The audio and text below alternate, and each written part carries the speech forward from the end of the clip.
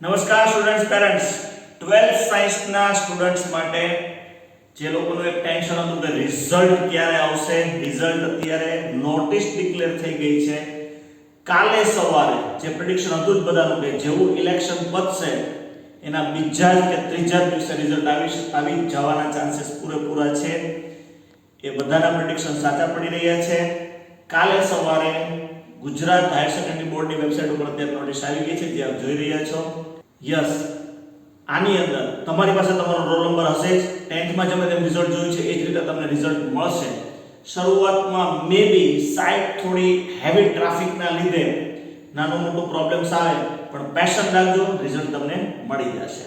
આ પછીની સાયન્સના સ્ટુડન્ટની જે પ્રોસેસ છે, કોઈ એ ગ્રુપમાં હશે, કોઈ બી ગ્રુપમાં હશે, એમને કયા કયા કોર્સમાં કેવી કેવી તકો છે એના વિશે પણ આ વખતે હું ડિટેલ વિડિયો બનાવું છું.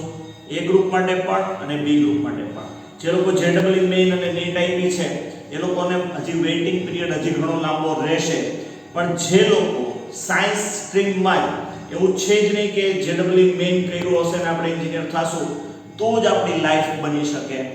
નીટ આપી અને એમબીબીએસ ડોક્ટર કે બીએએમએસ, બીએચએમએસ, બીડીએસ આ કોર્સ છે તો જ લાઈફ આપણી કંઈક પ્રોપર બની શકે છે એવું નથી. BSc paramedical with courses, BSc agricultures, આવા ઘણા કોર્સિસ છે કે જેની અંદર અદ્ભુત તકો રહેલી છે તમારી કારકિર્દી સેટ કરવાની. એના વિશે હું ડિટેલ વિડિયો આપીશ. અત્યારે બધાને ટીમ ચાર્જ પ્રતિ ઓલ ધ બેસ્ટ.